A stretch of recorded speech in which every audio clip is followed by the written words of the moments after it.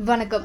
சென்னை தெற்கு மாவட்டம் சோழிங்கநல்லூர் கிழக்கு பகுதி ஈச்சம்பாக்கம் 194வது ஆவட்ட திமுக சார்பில் கலைஞரின் 102வது பிறந்த நாளை முன்னிட்டு 102 அரசு உதவி பெறும் பள்ளி மாணவர்களுக்கு தலா 3000 ரூபாய் கல்வி கட்டணம், 12 மகளிர்களுக்கு தையல் இயந்திரம், 40 நடைபாதை வியாபாரிகளுக்கு நிழற்குடை, 950 மாணவர்களுக்கு புத்தக பை வழங்கும் நிகழ்ச்சி ஈச்சம்பாக்கத்தில் உள்ள அரசு உதவி பெறும் பள்ளியில் 194வது ஆவட்ட திமுக செயலாளர் குங்ஃபு மாஸ்டர் எஸ் கர்ணா, வார்டு கவுன்சிலர் கே விமலா கர்ணா ஆகியோர் தலைமையில் நடைபெற்றது.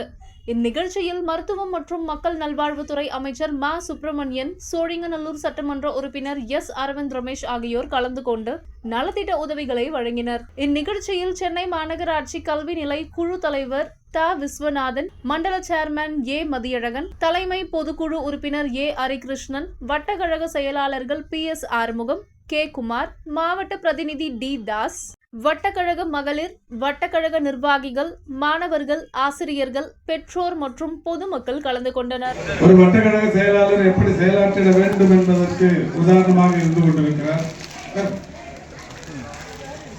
அவருடைய துணைவியார் விமலா கர்ணா அவர்கள் ஒரு மாநகராட்சி மன்ற உறுப்பினர் எப்படி செயலாற்ற வேண்டும் என்பதற்கு உதாரணமாக இருந்து கொண்டிருக்கிறார்.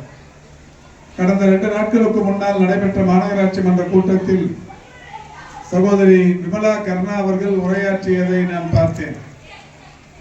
இங்கே எப்படி பேசினாரோ இதை விட சிறப்பாக ஒரு கவிஞருக்கு உள்ள ஒரு தனித்துவத்தோடு கவிதை வாசிப்பதை போல் மாநகராட்சி மன்ற கூட்டத்தில் மக்கள் பிரச்சனைகளை எடுத்து சொன்னதோடு மட்டுமல்லாது இந்த ஆட்சியின் சாதனைகளை மிக சிறப்பாக விவரித்து கூறி அங்கே இருக்கிற அனைத்து மாநகராட்சி மன்ற உறுப்பினர்களின் கரவொலியை பெற்ற அன்பிற்கினிய சகோதரி விமலா கர்ணா அவர்கள் இந்த நிகழ்ச்சியிலும் மிக சிறப்பாக இங்கே பேசியதோடு மட்டுமல்ல இந்த வட்டத்திலும் மிக சிறப்பாக செயலாற்றி கொண்டிருக்கிறார்.